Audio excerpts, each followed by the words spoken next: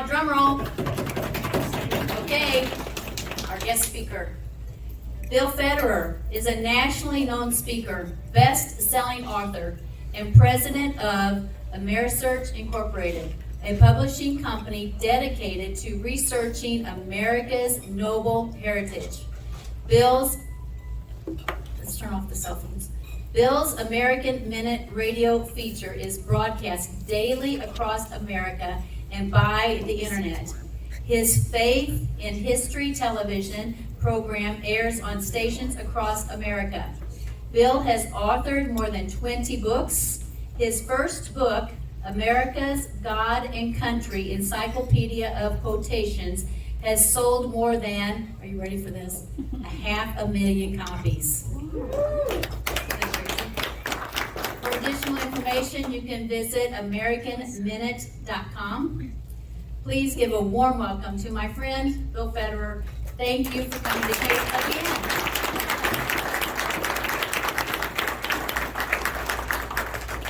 Well, thank you, and I want you to know how much I respect Jan Farrar and the tremendous work that she's doing. You have a great leader right here.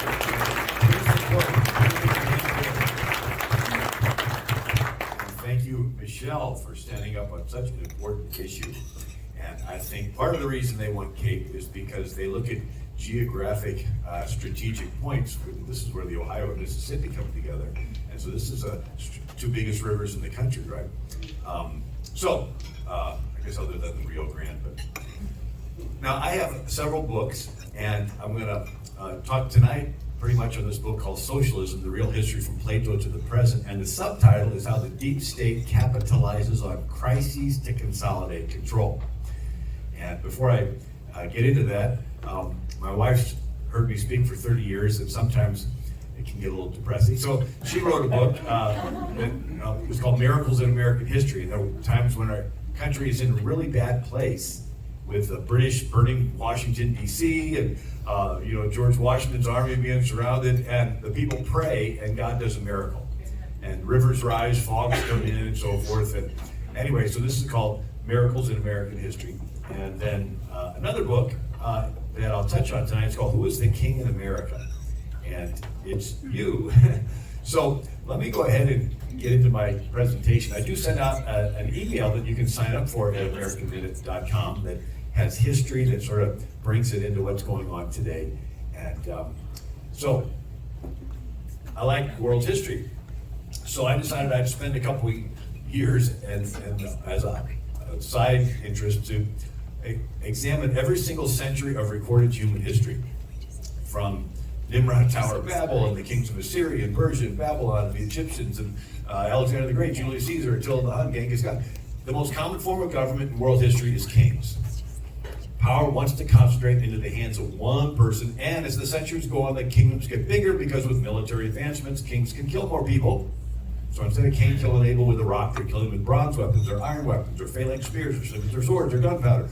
The weapon improves, but it's that same fallen nature of Cain killing Abel. And with technological advancements, kings can track more people. I mean, Augustus Caesar wanted to have a worldwide tracking system. It was called the census. If he could have had 5G and cell phones and cameras, he would have done it that way. And so by the time America is getting ready for independence, the most powerful king on the planet is the King of England. He's a globalist. He's a one world government guy with him at the top. The sun never set on the British Empire. They controlled India, Australia, New Zealand, Hong Kong, British Guyana, Canada, Barbados, Bermuda, Jamaica, and America. And America's founders decided they didn't like globalist World Economic Forum type people ruling us. And so they broke away and flipped it and made the people the king.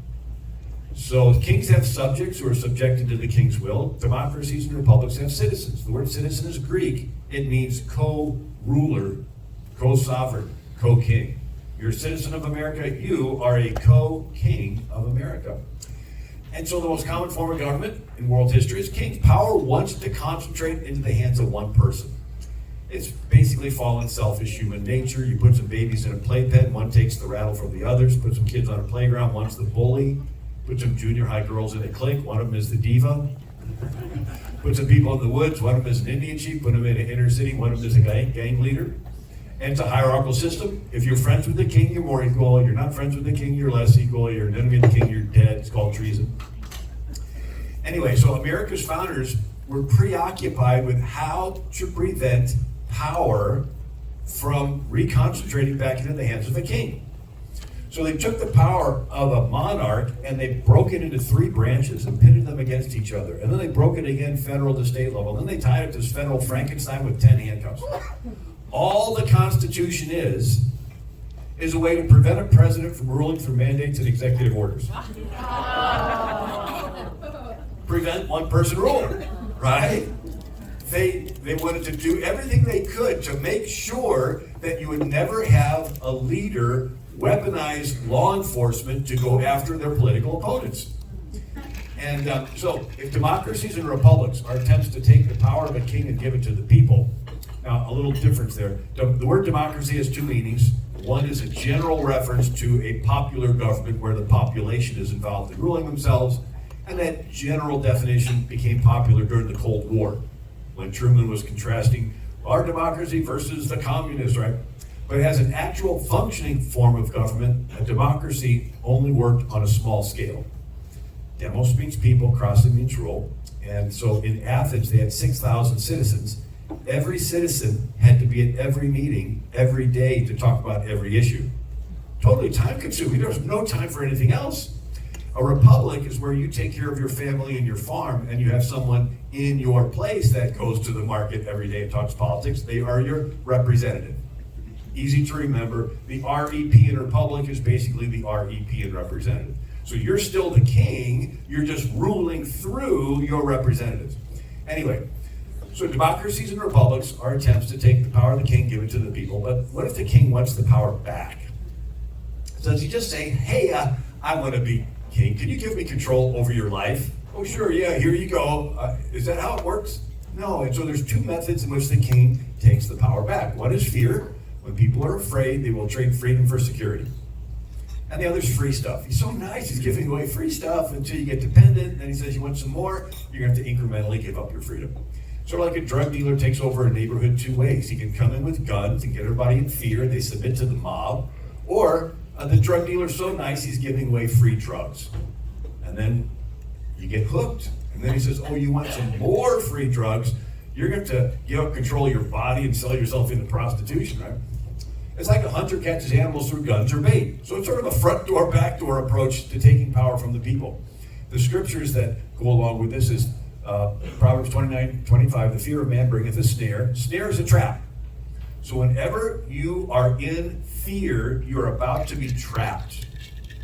And that's why over and over again the Bible says, fear not, don't be afraid, right? Jesus rises from the dead, he goes into the apostles and he upbraids them for their unbelief. It's like, why didn't you have faith, right? So God's kingdom works through faith, and the devil always wants to get us into fear. And when you're yielding to fear, and usually when you know it's a fiery dart from the enemy, because when the fear comes, it's overwhelming. It's like, it's over, you're gonna die, it's the end of it. And it's basically shock and awe, right? They want to come in, it's so overwhelming that you just immediately cave. Whenever you feel it coming in overwhelming, that's when you stop and say, okay, I'm not going to respond out of fear, I'm going to stay in faith. Sometimes you can just have enough faith to get through the next breath, and then the next hour, then the next day, and then the week, and before you know it, a couple months have gone by, and it's like, oh yeah, that was so don't get in fear. And the other is free stuff. It says, but every man when he's tempted, he's drawn away of his own lust and enticed. So you can get trapped through the lustful things. So let's focus on the fear. How do you create an atmosphere of fear? You have to sow discord. And so some Psalms 133 says how good and pleasant it is for brethren to dwell together in unity. Everybody say unity. Unity. But Proverbs 6 says the 6 things the Lord hates, the last is he that soweth discord. Everybody say discord. Discord. We have unity, we have discord. And so the word devil in Greek is diabolos, which means to divide. See, there can only one will in heaven, God's will. The moment there's 2 wills, there's division. And those 2 wills are going to collide, there's going to be war. And you read in Isaiah, And it says, the devil says, I will put my throne above the throne. I will. It's like, okay, we got two wills going on here, right? There can only be one will in heaven. That's why when we pray the Our Father, who art in heaven, hallowed be thy name, thy kingdom come, thy will be done. So basically, part of us going through life is getting our will to align with God's will, because there can only be one will in heaven. So, the devil wants to divide, and he got a third of heaven to divide, and the angels were cast out. And then he goes into the garden and he gets Adam to blame Eve, and he sows discord, brings division. And then he gets Cain to kill Abel, sows discord and division. And let's jump into history of Israel. The first 400 years out of Egypt, before they got King Saul, Israel had millions of people and no king. It worked because every citizen was taught the law and personally accountable to God to follow the law. And so we pick up with Gideon. He just defeated 100,000 Midianites, so there's no threat to Israel from the outside. But Gideon has an illegitimate son named Abimelech, and he wants political power. And so he sows discord. He goes to the town of Shechem, and he's the first one to do critical race theory. Identity race politics, to sow discord. He says, is it better for you that all the sons of Gideon reign over you? Remember also that I am your bone and your flesh.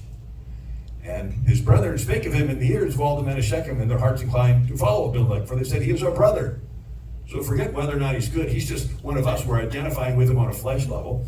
And then they go to the city treasury and they take money to hire protesters and rioters and Antifa and BLM people. Right? It says that they gave him 70 pieces of silver out of the house of Baal-berith, wherewith Abimelech hired vain and worthless persons which followed him to do what?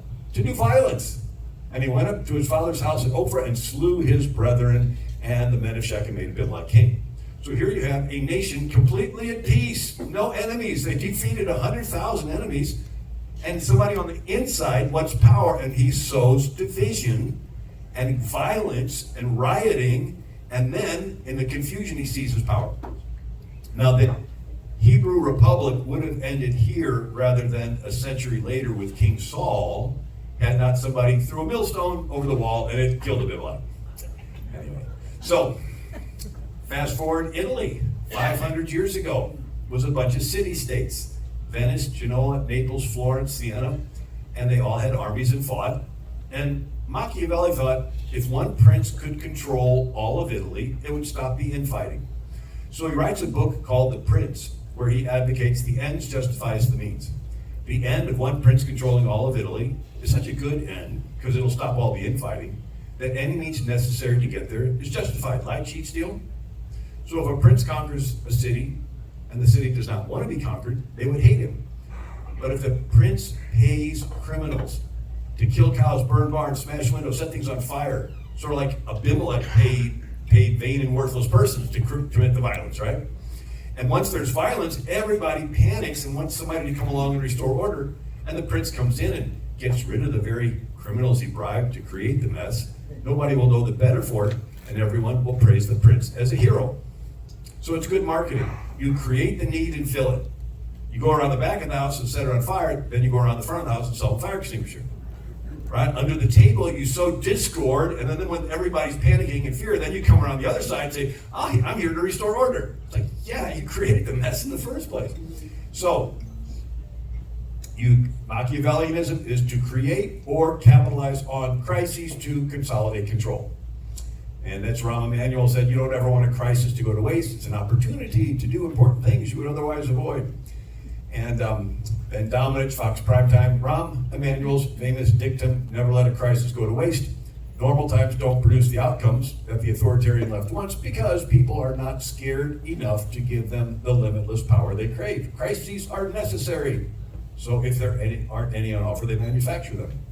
Matter of fact, just last week I was reading Hillsdale's Imprimis magazine. How many get that? Imprimis. And they had an article on the Great Reset, and they had a quote from Klaus Schwab in the World Economic Forum. And he says, if we've learned anything over the last 500 years, is that in times of acute crises is when power is concentrated into the state. So here we have a guy that's the head of the World Economic Forum who gave a quote, by 2030, you will own nothing and be happy. Okay, how is it going to be where you're going to own nothing? Crises. right? You orchestrate global crises, and everybody turns to the government and says, help, and the government says, okay, we'll help you. Here's this new digital Fed coin currency that we can track and we can turn off, and you can spend it some places but not others. If you want like buy ammunition or guns, it's not going to work. And then we're going to give you an ESG score, which they're using right now with banks, but they want to work it down to every citizen. See, everything that you have, every phone, every computer accesses the internet, and it has an identification code. And they build a file on every website you go to. They know how many seconds you're viewing each web page. They track you with the GPS and every purchase you make and Alexa. I mean, they collect all this data and run algorithms and to see how woke you are. In China, they call it a social credit score. But it's ESG, environmentally friendly and socially woke and governance, whatever. So, you and I see a crisis, our response is how can we help people through it? They see a crisis, their response is how can we usurp power through it? And we go from a coincidental crisis to creating crises.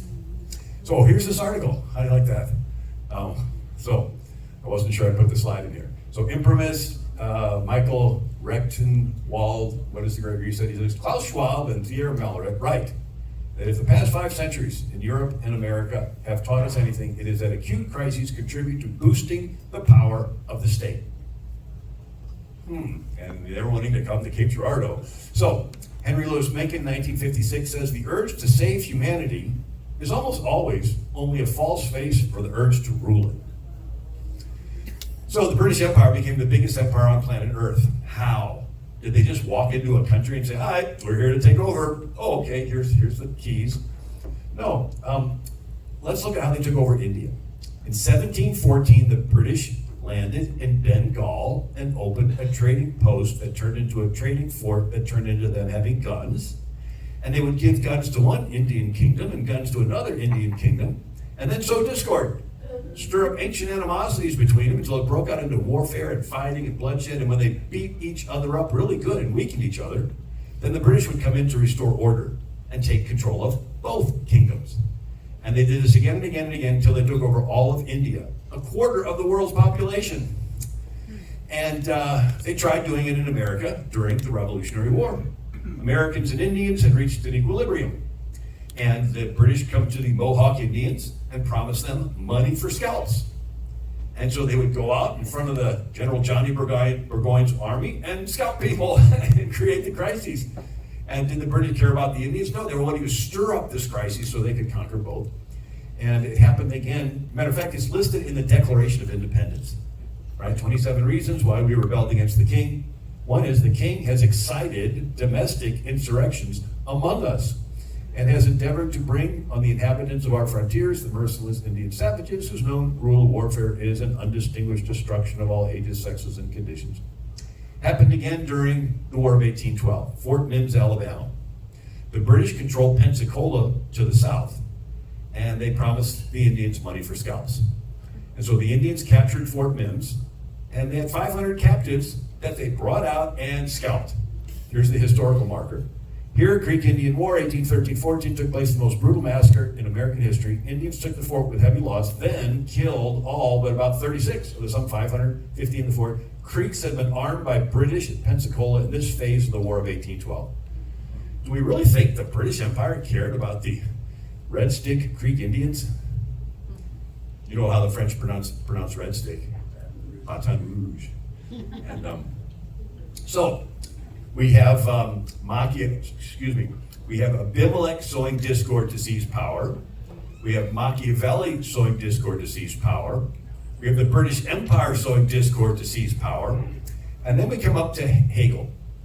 So, Napoleon conquered Europe, 6 million died. Afterwards, the King of Prussia said, we can't get conquered that easy again. We need to strengthen the state. And Germany wasn't Germany, it was Prussia, Saxony, Bavaria, a bunch of kingdoms. And so his philosopher was Hegel, who taught at the University of Berlin. And he also influenced Darwin. But one of Hegel's students is Karl Marx, a member of the young Hegelians. And so Hegel had something called dialectics, and it basically takes what I just explained to you and makes it into a nice, neat little triangle. So the thesis is the starting point. You create the antithesis, and then people settle for the synthesis. It sounds complicated, but it's not. So Karl Marx says, okay, the thesis is the status quo. Everybody's been getting along for a long time the way things are. You have to create discord. You have to create division. You have to create where people are in fear. And once they get in fear, they will surrender their freedoms to settle for an answer that's half as bad. And then that becomes the new starting point. You create another problem that's real bad. Everybody panics in fear and surrenders some more of their freedom to settle for an answer that's just half as bad. And then you create another problem that's real bad, and everybody panics in fear and surrenders some more of their freedom to settle for an answer that's just half as bad. And every time they settle, they give up a little of their individual freedom to the state. And it's on a national level, but also on a global level. So, Karl Marx, how do you create discord? How do you create a problem that's real bad? He says you send in agitators, agent provocateurs, community organizers, labor organizers. Their job, find people with grievances and stir them up to riot.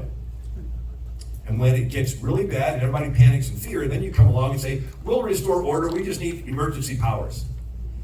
And so how do you do this? Karl Marx called it critical theory.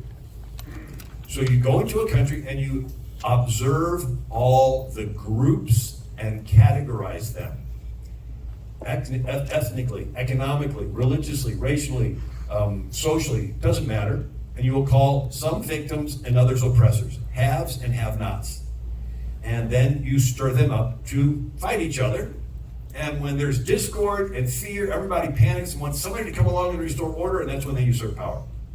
So originally it was economic. It was the proletariat against the bourgeois, which is the working class against the business owners. And then they organized the poor against the rich, blacks against the whites, Catholics against the Protestants, Muslims against the Christians, even the Hutus against the Tutsis in the Congo and Rwanda. The people in the Congo and Rwanda viewed themselves as one. But the Belgian and German colonizers came in and measured them and their features, and they said, you're a Hutu and you're a Tutsi. They created artificial racial distinctions that had not been there before. And then stirred them up to fight each other and genocided each other. Then they had the opportunity to come in, we're going to restore order, and they take control of the whole country. And so that's where Patrisse Cullors, co-founder of Black Lives Matter, says, we're trained Marxists.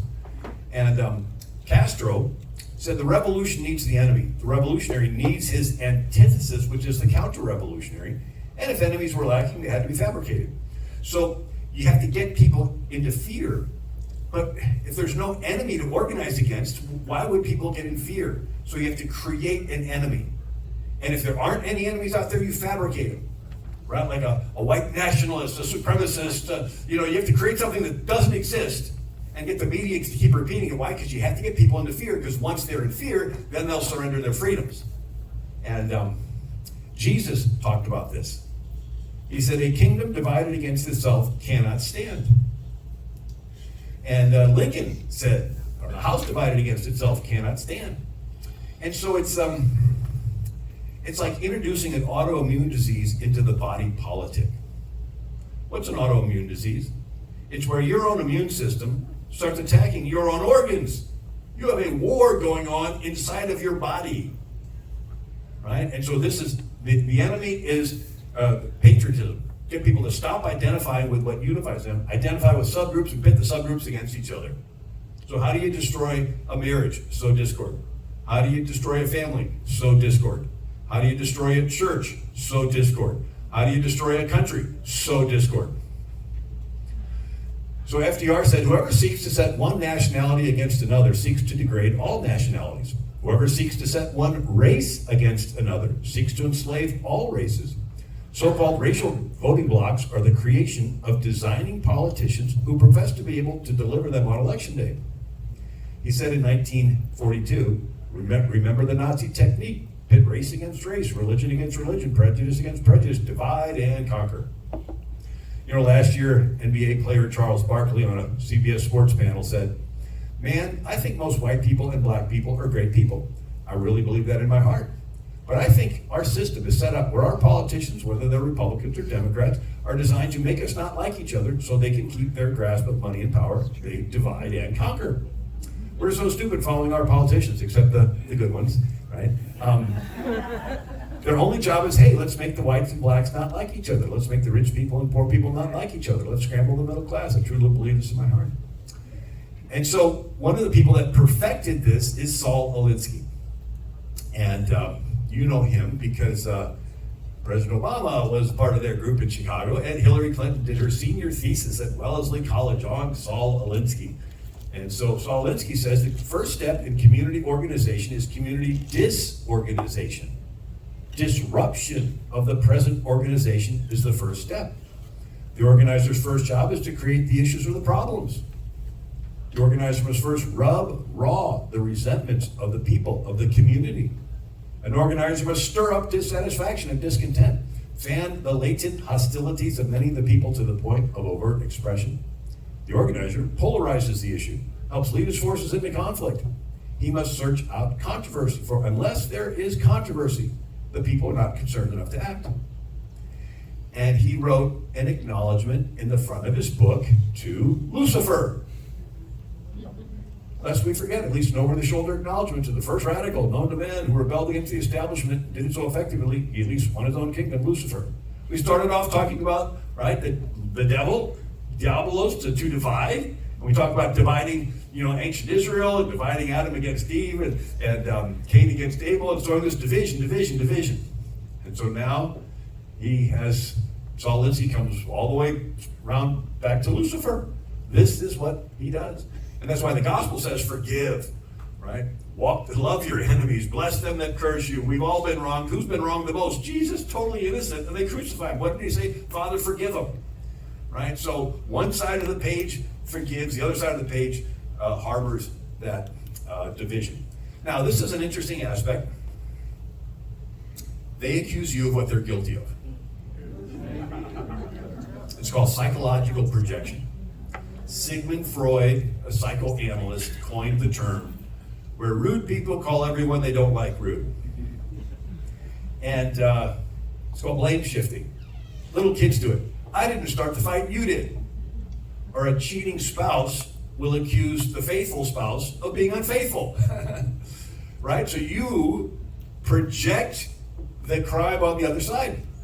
It's narcissism, and it's like in the Jussie Smollett syndrome. Right? So he stages an attack against himself so he can blame the innocent people. And David Axelrod was a campaign advisor to President Obama. And on NPR radio, April 19th, 2010, he said, in Chicago, there was an old tradition of throwing a brick through your own campaign office window and then calling a press conference to say you've been attacked.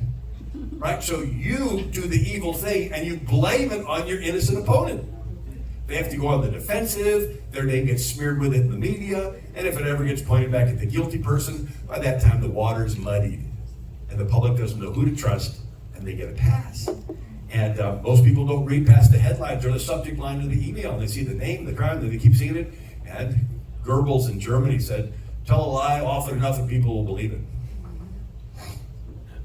This was an interesting situation. A kidnapping plot of the governor of Michigan. They found out that the FBI planned it, organized it, paid for it.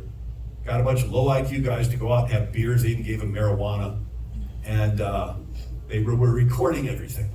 They said, we caught them in a plot. It's like, they're the ones that planned the whole thing, right? So they did it, but they wanted to blame other people.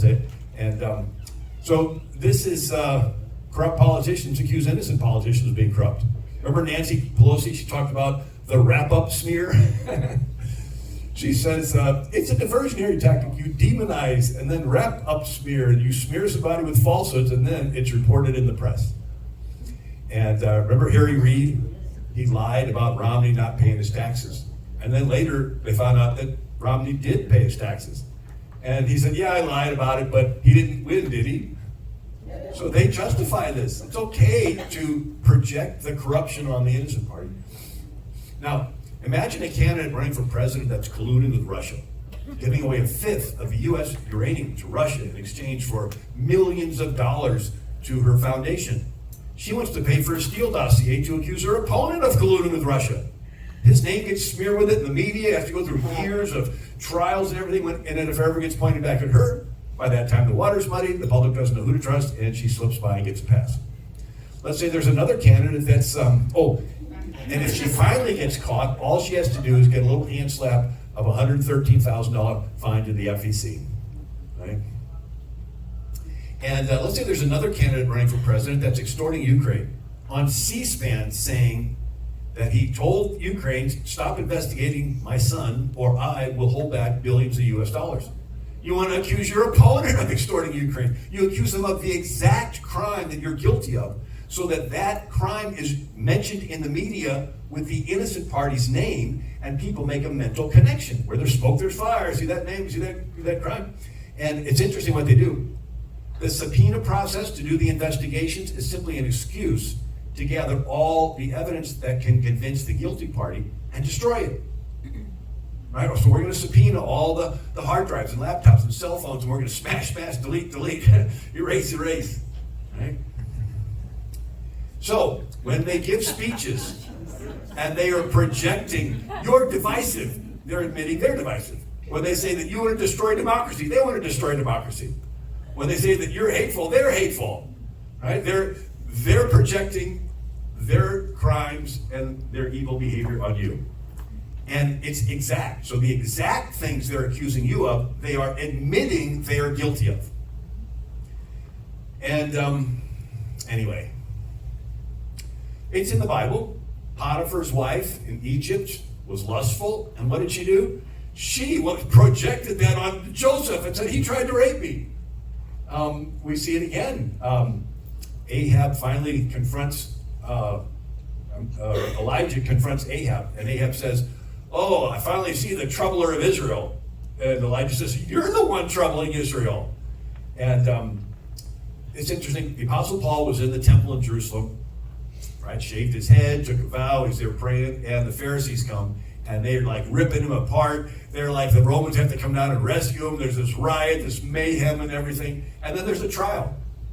And Tertullus comes, and he projects onto Paul the riot that they started. He says, we have found this man a pestilent fellow, a mover of sedition among the Jews, and a ringleader of the sect of the Nazarenes, who has gone about to profane this temple. And the Apostle Paul says, they neither found me in the temple disputing with any man, neither raising up the people, neither in the synagogue, nor in the city, neither can they prove the things whereof they now accuse me. So Paul's completely innocent. He's just in there praying. They stir up the insurrection at the Capitol, but they want to blame Paul for stirring up what they stirred up. Nero set fire to Rome, but he blamed the Christians and used it as an excuse to start persecution. And they even did it to Jesus. So here are these Pharisees, right? That they're their father, the devil, and they're accusing Jesus of having a demon. Jesus had to put up with them accusing him of what they're guilty of. And even Adam blame shifted on God himself. Right? Adam sinned, and when he said, well, the woman you gave me, it's all your fault, right? He's the one that sinned. And so, projection. It's important for you to understand it because they use it every day against you.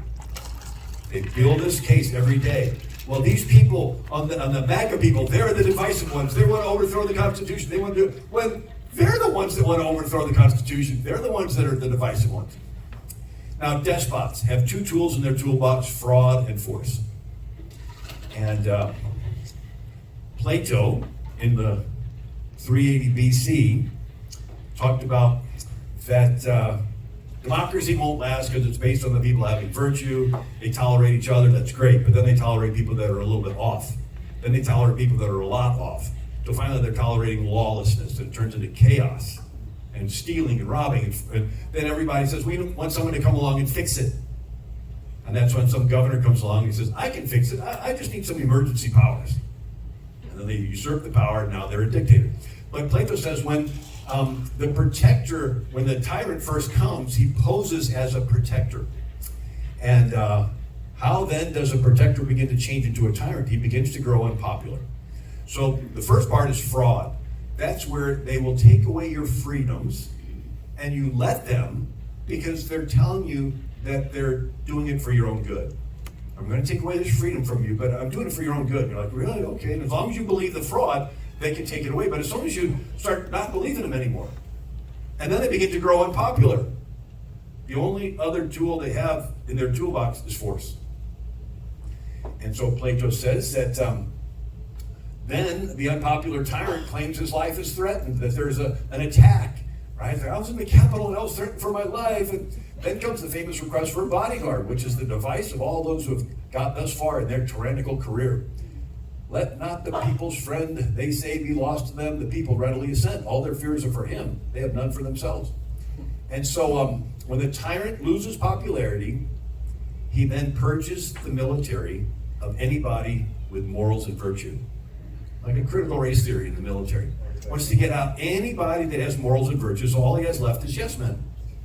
And then he uses them to enforce his tyrannical career. Some examples. 3rd century AD, Diocletian is the Roman emperor. He's pagan. And the army loses some battles with Persia. And he asks his generals why. And the generals say, well, you've neglected having the army worship the Roman gods. So Diocletian says, okay, everybody in the army get back to worshiping the Roman gods. Well, there's a lot of Christians in the military, because this is the 3rd century AD, and the previous couple emperors had been lax. But the Christians could not return to worshiping the Roman gods. So they were purged from the military. Once all the Christians were out of the military, Diocletian decided to use the military to force the entire Roman Empire to return to worshiping the Roman gods. And he sent them province by province, city by city, arresting pastors, tearing down churches, burning them alive, cutting off their tongues. It was the worst persecution in the first 3 centuries. So you always have to watch out when there is a purging going on of the military. Because the same people that want to push their agenda through the courts, and push their agenda through the schools, and push their agenda through Hollywood, push their agenda. It's naive of us to think that they're somehow not going to be tempted to want to push their agenda through force of arms. Then they are. And a weaponizing of the Department of Justice, and to go after the former leader and so forth. And so here was an article. It says, is Biden prepping to use the military against political opponents? And, 9th President William Henry Harrison, he was a general, and he only served a month as president. But he gave a really good inaugural address. And he gives a warning in there. And this is it. He goes, the danger to all free governments arises from the unwillingness of the people to believe in the influence of designing men. This is the old trick of those who would usurp the government of their country.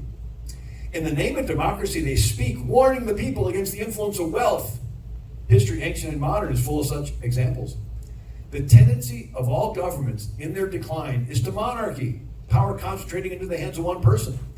And the spirit of faction or division, a spirit which in times of great excitement or chaos or crises imposes itself on the people as the genuine spirit of freedom. And like the false Christs, whose coming was foretold by the Savior, seeks to, and where possible, impose upon the true and most faithful disciples of liberty. Did you know a president warning against the Antichrist in his inaugural address? Right? The false Christ. So when he goes on, there is difficulty distinguishing the false from the true. The true spirit of liberty is mild and tolerant, whilst the spirit of party, assuming to be that of liberty, is harsh, vindictive, intolerant, totally reckless. The reign of an intolerant spirit of party seldom fails to result in a dangerous ascension to the executive power, introduced amidst unusual professions of devotion to democracy. So he says, watch out, these times are going to come along, and they're going to give speeches saying that they're devoted to democracy, and it's all these terrible rich people, but he says they're the ones that are going to stir up the spirit of division, the spirit of party, to stir up hate, to stir up discord, right? So they're stirring up the discord, but they're projecting it on the other side. So it's not just verbal, it actually does get into military. And so I thought I'd throw in some examples. And there's a term called false flags. And it comes from the pirates, and they would raise a false flag of a peaceful country, and another ship would get close.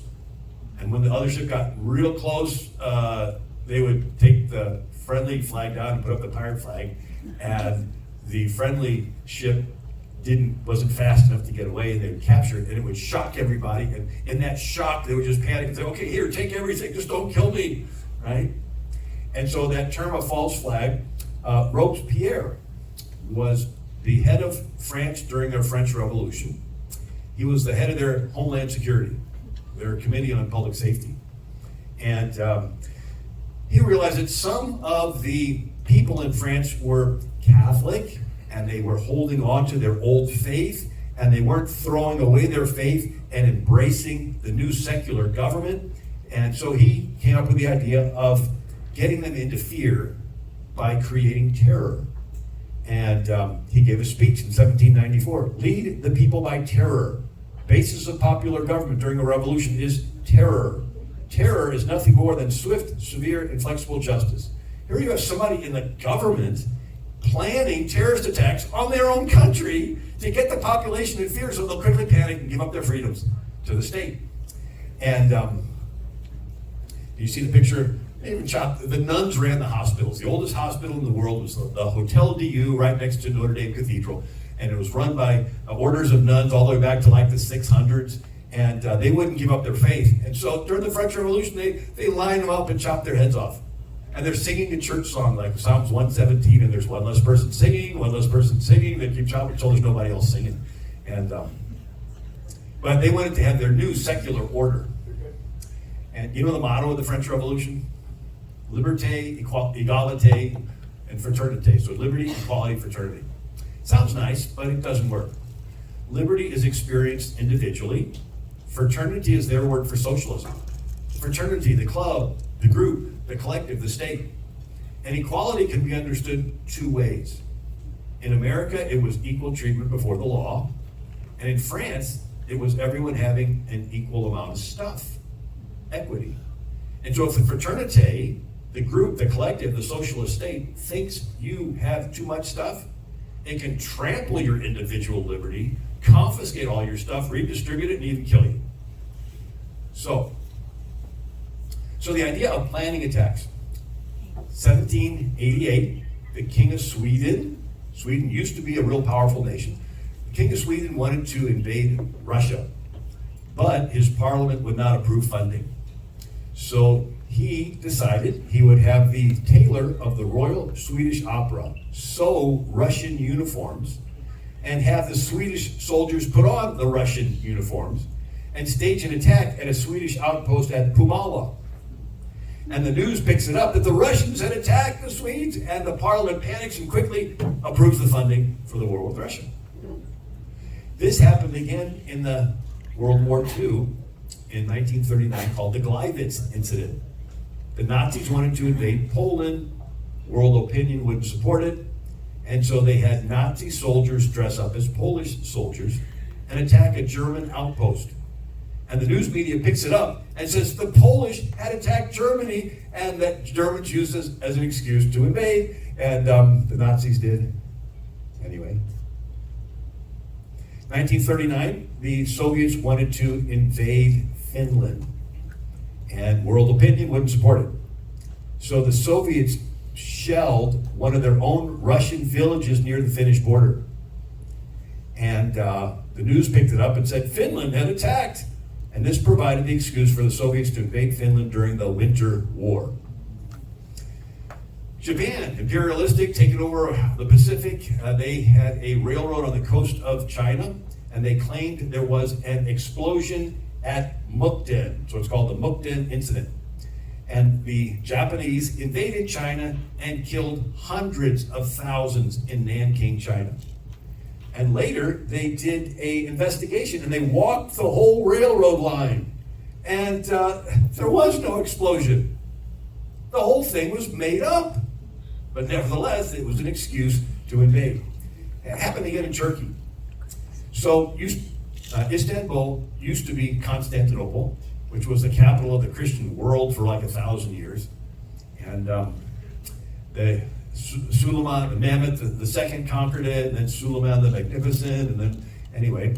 So there was this remnant Greek Orthodox community in Istanbul, And a fundamentalist leader named Menendez wanted to get rid of them.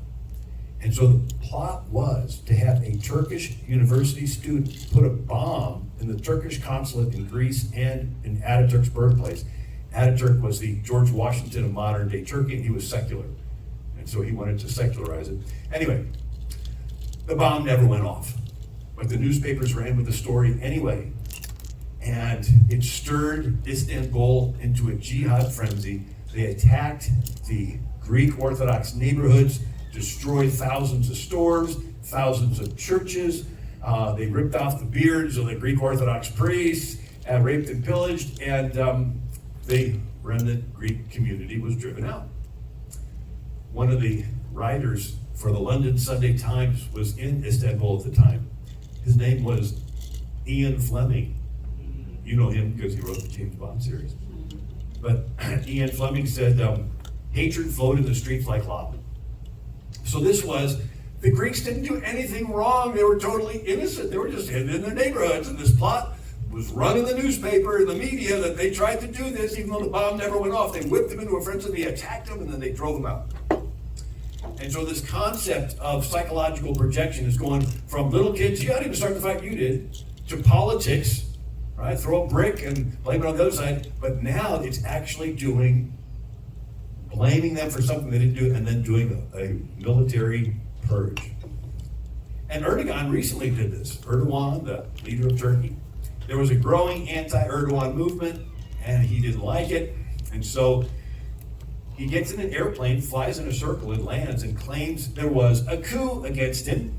And he decides he's going to have committees to do questioning, to have hearings, to bring people in, to do investigations, to detain people, to arrest people, and they have 30,000 of them zip-tied and taken away, and they've not been seen since. And he now has no political opponents. Right? So you stage something and blame it on the innocent people and use it as an excuse to get rid of them. Stalin did a similar thing in 1934. There was a growing anti-Stalinist movement. At the same time, Stalin had a supporter named Sergei Kirov, the party boss of Leningrad, and he's praising Stalin. He's getting really popular, giving these speeches. They even built a statue to Sergei Kirov in Leningrad. And Stalin had an idea. He would assassinate his friend Sergei Kirov and eliminate a potential rival, and blame the assassination on the anti-Stalinists. Nobody would suspect that he did it because they were friends, and everybody would believe the anti-Stalinists did it because they didn't like Stalin and they didn't like Sergei. Stalin used this as an excuse to set up committees, to have hearings, to do investigations, to do questioning, to detain people, to arrest people, and to kill over 1 million people in the first Great Purge of 1936 to 38. And Germany, 1920s, it was a republic, the Weimar Republic, and they had a party called the National Socialist Workers' Party, or Nazi, and Hitler was the head of it. And the party had a violent under-the-table group, right? Sort of like an Antifa BLM type that would do the rioting, but they could sort of have an arm's length distance to make it look like they didn't organize it. And they were called brown shirts, and they were nicknamed Sturmabteilung, which means stormtroopers, because they would storm into the meetings of Hitler's opponents and disrupt the meeting. And then they would lock arms and block access to public buildings and block streets. Could you imagine people locking arms in public and like blocking things? And then they went into the cities and they smashed windows and looted and set on fire the downtowns. And they destroyed 7,500 stores owned by Jews in the night of broken glass, Kristallnacht. And, did I mention their capital was attacked? The burning of the Reichstag? And evidence points to Hitler's own people setting the fire. But Hitler decided to set up committees to do investigations, pull in all those people that were loyal to the old Weimar Republic, that were, decent people, and he pulled them into questioning, to detain them, to arrest them, and then have them shot without a trial.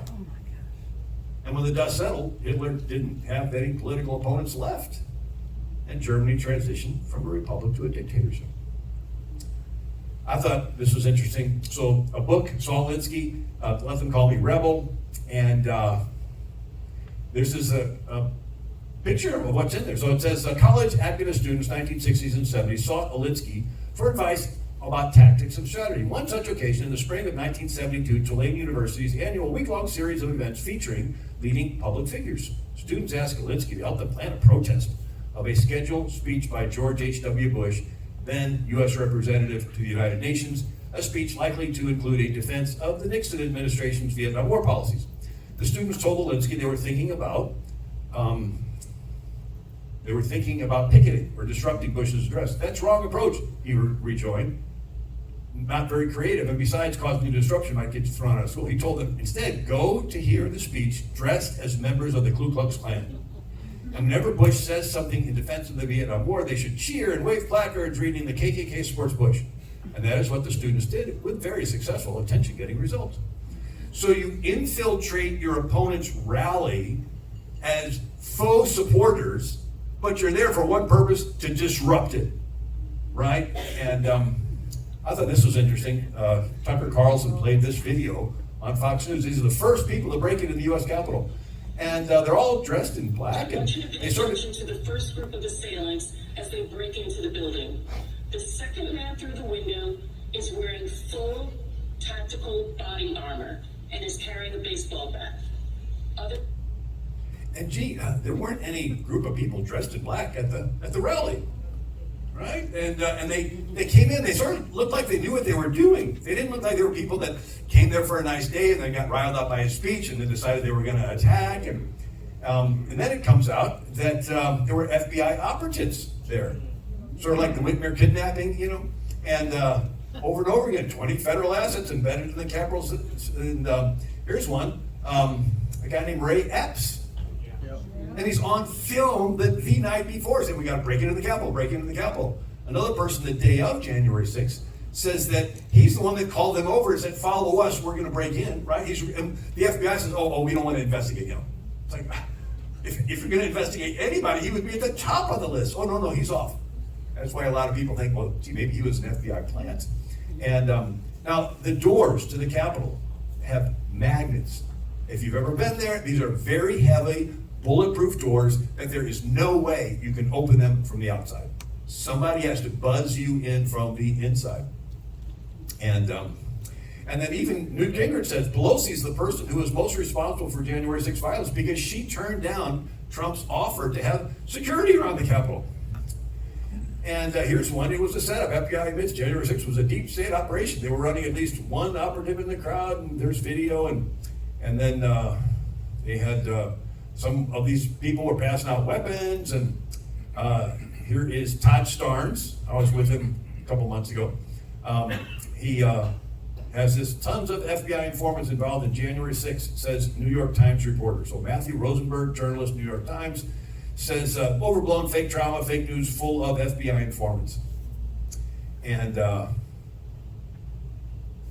even Victor Davis Hanson, who's a historian that I had the chance of meeting and I really like, he said this: why did the committee not investigate whether large numbers of FBI agents and informants were ubiquitous in the crowd?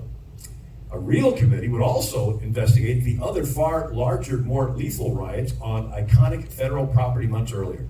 So you had over 60 cities with Antifa, BLM rioting, burning down federal buildings and police stations and everything. It's like, oh, we're not going to investigate that. And what the stories that keep coming out are things like the Antifa, BLM people were paid to infiltrate the January 6th rally, put on Trump t-shirts, and people that were there said they were singing God Bless America, and these people that come up and then they get to the front, they start banging on the door, and the people on film were saying, these are Antifa, these are infiltrators, they're trying to co-opt our rally. And now after Mar-a-Lago, Marco Rubio said on Fox News, he says, this is shocking, but Latin America, many other countries around the world, here's what happens. A group takes power. One of the first things they begin to persecute and go after their political opponents. When the supporters of their political opponents begin to complain, they begin to target and criminalize opposition. The next thing you're going to see, because it's the playbook, is going to be that people who are supporters of Donald Trump or just conservatives are going to begin to get labeled as potential insurrectionists and harassed by law enforcement. So I just thought I'd come and give you a little encouragement tonight. Now, I believe all this is happening because we've sinned as a country. Deuteronomy chapter 28 says, if a nation hearkens to the voice of the Lord, they'll be above and not beneath, and not the tail. Be blessed going in, blessed going out. But if a nation does not hearken to the voice of the Lord, it says, these curses will come upon them. The stranger will come in amongst them and rise up above them, and they will be the head and you'll be the tail. They'll be above and you'll be beneath. They'll lend to you and you'll have to borrow, so you'll be in debt. Do you know in the last 40 years, America's gone from the largest creditor nation to the largest debtor nation in all of world history? Debt is judgment, according to Deuteronomy 20. We're under judgment. And what do you do when you're under judgment? You repent really fast. And, one of the things I'm speaking to some pastors later this week on Thursday, and one of the things I've been meditating on is Numbers chapter 30. Who reads Numbers chapter 30? Well, it's the silence equals consent chapter. There's about half dozen scenarios. One being, if a daughter is still living in her father's house and binds herself with a vow, in the day the father hears it, if he's silent, the vows stand. But if he disallows it, she's released from the vow and the Lord forgives her. That's come down to us as vows in a wedding ceremony. And the pastor says, if you're silent, you're giving consent to the wedding. If anybody here is against the wedding, speak now or forever hold your peace. So if you're silent, you're giving consent. So if church members' silence gives consent to wedding vows, their silence is giving consent to other things, like killing babies. And if you're silent, you're giving consent, you're going to be judged as if you committed it. So in Leviticus, there's a chapter, and it says that the people in the land of Israel, before the Israelites came in, were sacrificing children to Moloch. And so in Leviticus, it says, if someone sacrifices their child to Moloch, they should be killed. And if you close your eyes to your neighbor sacrificing their child to Moloch, I, the Lord, will cut you off from my people, you and your family. I, the Lord, am against you. So all you have to do is sort of close your eyes and pretend like you didn't see, and you're guilty. And Proverbs 24 says, rescue those who are unjustly carried away to death. Don't act like you didn't see it. For the Lord knows your heart, and he knows you saw it, and he will hold you accountable. In Leviticus 19, it says, confront people when they're wrong, lest you be guilty for their sin. Aaron didn't get to go into the promised land because he was silent. Here's the high priest, pretty important guy. And though it's the chapter, I think it's Numbers 20, it says that Aaron, the Lord called Aaron and Moses to come to the door of the tabernacle. And they show up. And the Lord says to Moses, take the staff, gather the children of Israel, speak to the rock so water can come out. And Moses goes over, gathers the children of Israel. He's all upset. He takes the rod and hits it once, lifts up the rod, hits it twice, water comes out. The end of the chapter, the Lord says, take Aaron to the top of the hill, take off his garments, put him on his son. He will not go into the promised land because he rebelled against me at the waters of Meribah. It's like, well, we just read the chapter. Aaron didn't do anything. He didn't say anything. All he did was go to the tabernacle and hear, and then the next thing we know, he's getting his garments taken off. What happened? Well, he had to be right next to Moses because Moses had Aaron's rod. And so he's watching Moses lift it up, hit the rock. And then he sees it going up again a second time, and he didn't say, Moses, stop. Moses, didn't you hear the Lord say it? He was just silent. And because of that, he didn't get to go into the promised land.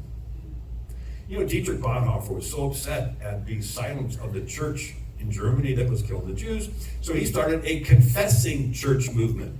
So these were faithful Germans that said, we are going to risk our lives. We're going to stand up. We're going to confess. We're going to speak out. We're going to do something. And so Dietrich Bonhoeffer said, silence in the face of evil is evil itself. And a quote from Martin Luther. He said, if I proclaim Christ with the greatest eloquence, except that one point that the world and the devil are attacking, I'm denying Christ no matter how loudly I profess him. Where the battle rages, there the loyalty of the soldier is proved. And to be faithful in other parts of the battlefield is near flight and disgrace. So people say, oh, we're just going to preach the gospel, and we can preach it really good, and we can, but we're not going to talk about that one issue that right now the world and the devil is attacking. You're not preaching the gospel, you're denying it. So all those people, so their tactic is to guilt trip Christians into being more Christian than Christ. Like, what? They say, well, if you're a Christian, you're tolerant, and you're going to be silent, you're going to tolerate them teaching the LGBT, whatever agenda in the schools. Boys can go in girls' bathrooms, and boys can be in girls' sports, and the kids can be little furries today, and they can be something else tomorrow, and if you use the wrong pronouns, you're going to be put in jail. And question, would Jesus teach that? Jesus taught in the beginning, God made a male and female. So they're telling you, if you're really a Christian, you will tolerate them teaching something to kids that Jesus would never teach to the kids. So if you're really Christian, you won't act like Christ. Yet Jesus says, if you're silent, you're giving consent to what's being taught. And if you allow one of these little ones that believes me to stumble, better than a millstone we put around your neck, and you'd be thrown in the depths of the sea. So all these people that think they're being really spiritual by not getting involved, by their silence, they're inviting the judgment of God upon their heads.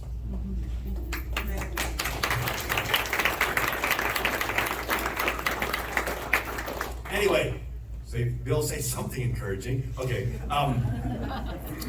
So ancient Israel, in a sense, in my mind, sort of mirrors America. And so, they had the unified, then they had like a civil war, the northern tribes and the southern tribes. As it's winding down, you have Manasseh, is a wicked, wicked king, sacrificing kids to Moloch. And there's nothing more unjust than killing a baby who has never done anything wrong. And if God is silent in the front and the face of that, he's giving consent to that. And if he gives consent to killing babies, who wants to spend eternity with a God that kills innocent little babies? Right? He denies his just nature. So he has to judge. And so Manasseh is sacrificing kids to Moloch, and the prophets come to him and say, it's over. God is fed up. He was really patient for a long time, but he's fed up. You're doing the same thing that the people that were here before Israel came in did. And I brought Israel in to drive them out. And now you're doing the same thing. I'm going to drive you out. So judgment was pronounced. But Manasseh has a grandson named Josiah. He's 8 years old when he becomes the king. He's 16 years old and starts to seek the Lord. When he's in his early 20s, he tells him to clean out the temple that his granddad Manasseh had trashed. So they're cleaning it out, and they find the law of God, the scroll. And Josephus said it was the last copy of the law on planet Earth because Manasseh was destroying copies of the law too. And so the priests had never read it before. They're like, wow, this is really unusual. And so they bring it to the young king. They read it to him. He had never heard it before. And when he hears it, he rips his garments. He says, dear God, we're a country that had a covenant with God, and we've gotten away from it. And somebody just came and told me that we have this great godly history, this great godly heritage, and we're facing judgment. And so he sends his men to a prophetess in town named Huldah. She's the wife of the king's tailor, because Jeremiah is out somewhere else. And she says, tell the man that sent you that judgment will come, but not during his lifetime, because he repented when he heard the words of the Lord. So for the rest of the 31-year reign of Josiah, there was peace and prosperity. He had this enormous Passover. He sent the Levites out to teach the law. It started this great revival. And if you do the numbers, that's probably the time that Daniel, Shadrach, Meshach, and Abednego were young boys and heard they got saved, or however you use the terminology. And so there was this reprieve from the judgment because the people repented. And I did a new book called Believe, and I started getting into presenting the gospel in different ways. And God created light. Light travels at 186,000 miles per second. It's a photon wave in a perpendicular electromagnetic field.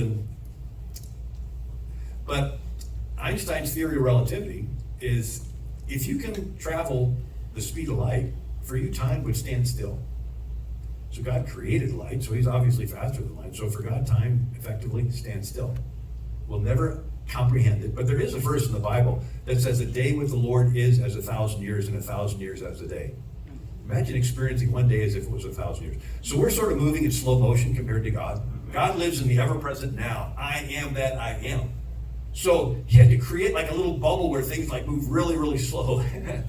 So in the framework of everything he controls, time, matter, space, energy, he created one little thing he doesn't control, your will. Now, he could control it if he wanted to, but that would defeat the very reason he made us different than everything else. And so he created us as beings that can love God. And is this okay? Am I doing okay time-wise? Can I share a little more? And I'm gonna share this, and then I'm gonna get to finish up the story I was just talking about. So, freshman chemistry class. You have a teacher with a beaker, and inside is a solution, and he pours in a catalyst, and it causes a reaction. And some stuff precipitates and floats to the bottom of the beaker, and other stuff gets effervescent and bubbles to the top. So the time period we're living in is our solution in the beaker, and the catalyst is the crisis of our time period. And there's a reaction. Some people's reaction is to precipitate, to drop out, to run away, to hide, to keep their head low, hope they're not noticed, and deny their faith, deny Jesus, even take the mark of the beast, right? Other people's response to the crises is to get effervescent and bubbly and say, Lord, where do you need me? Right? The early church, when they were persecuted, they prayed for boldness. And so historically, the church has always responded. Right? The bubonic plague and Spanish flu, the church is always there. I mean, like I said, in St. Louis, they had all these nuns, and they take care of the 1849. There was a cholera epidemic, 6,000 people died, and they're like taking care of the sick, and every now and then one of them would die, but they're serving the Lord. But the church would always be the first one to responding. And so it's almost like, if we get through this crisis, there'll be another one. We get through that crisis, there'll be another. Every generation has had crises. And you look back in history, there's always, every single generation, some kind of crisis. Right? Attila the Hun, Genghis Khan, Napoleon. And the crisis of the time period is sort of a decision-making opportunity for the people that are alive to show whose side they're on. Amen. And so we want to turn things around, but on the other side, the Lord's sort of watching us. So it's sort of like the crisis is a mini self-sorting out of the sheep and the goats. It's not the ultimate one. When, Lord, were you naked and we clothed you? But sort of on a smaller scale, people get a chance to respond. People say, well, God knows my heart. It's like, okay, he knew what was in Abraham's heart, but he wanted to see Abraham be willing to take his son Isaac to the top of Mount Moriah and be willing to kill him. It's like a guy watching football, and you come up and say, hey, when was the last time you told your wife you love her? I can't remember, but she knows my heart. It's like, okay. When was the last time you did anything to show your wife you love her? I can't remember, but she knows my heart. It's like, dude, we need to have a little talk here. It's like, God knows my heart. Yes, he does. And he wants to hear some words out of your mouth, and he wants to see some actions. And the crisis of the time period is the opportunity put before you where you show whose side you're on. And sorry, I get a little preachy. Sorry, guys, hope I didn't get you in trouble. In times of crises is when corrupt leaders concentrate power. But in times of crises is when people turn to Christ. How many of you came to Christ when everything was absolutely perfect in your life? How many tend to pray more when things are not going too good? Right?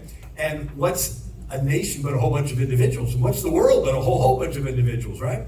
And so it's almost like God has plan A and plan B. Plan A is he blesses us so much, we turn to him out of gratefulness. If that doesn't work, there's plan B.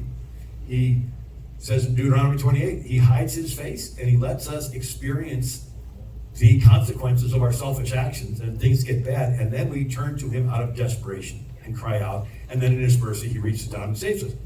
And but it's in times of crisis that people turn to Christ. And the third thing is in times of crisis that leaders are raised up. What are the stories we love best in the Bible?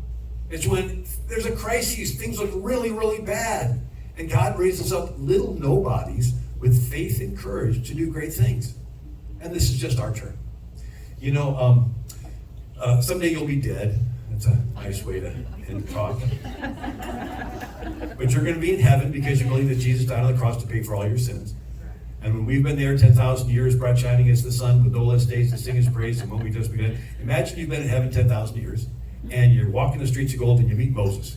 That'd be pretty neat. Maybe Moses will invite you over to his place. I don't know what it's like in heaven, but I bet Moses will have a pretty nice place.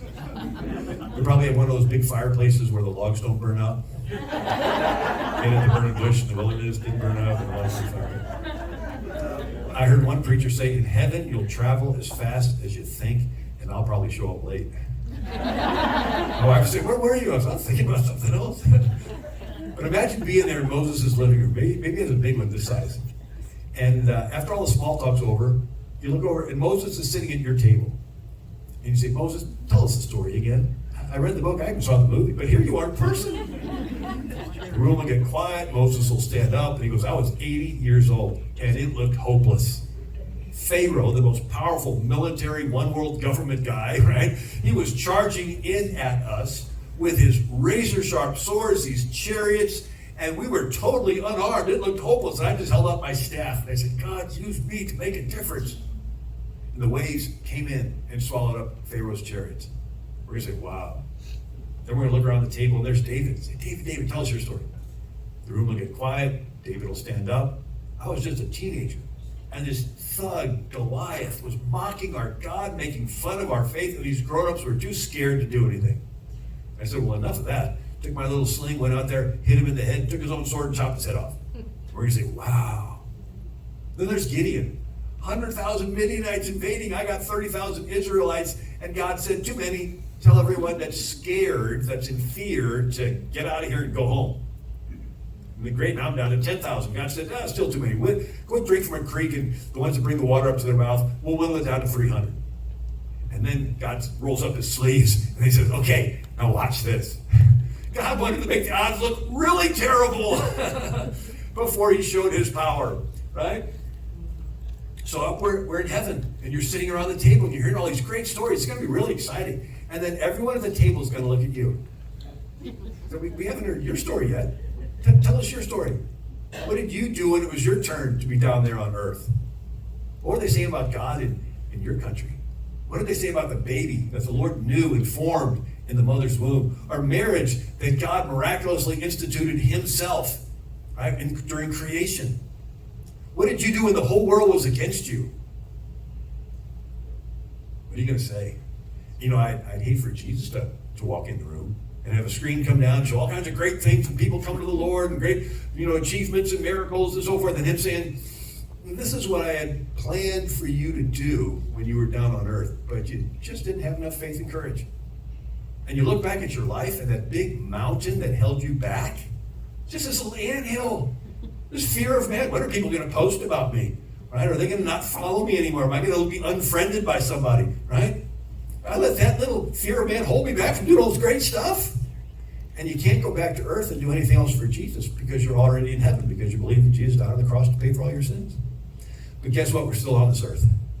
We still have breath in our lungs. We still have feet that trod the soil. You still can do those things you'll be known for forever. It's like a basketball game, and Jesus is the coach, and you're on the bench, and he goes, and he slaps you on the back and says, okay, your turn, get in the game. And you're like, but coach, they're playing really tough out there. He goes, yeah, I know. It's your turn, get in the game. But coach, somebody just got knocked down. He goes, yeah, I know. You're 7 feet tall, they're 4 feet tall. You can do this. Greater is he that's in you than he that's in the world. No weapon formed against you shall prosper. Right? He's your shield and your exceeding great reward. This is your time.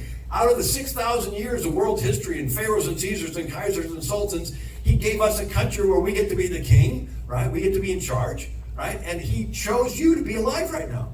He knows every dirty backroom deal. He knows all that crisis and divide stuff. He knows all that, and he lives inside of you. God, by his Holy Spirit, lives inside of you. He's given you his word. He's given you his spirit. He's given you great friends, great churches in this area, right? Great leaders, right? Got Jan here. And this is your chance. This is your time to shine for the Lord. Be bold. Be courageous. And I can't wait to be in heaven and to hear your story around the table. God bless you.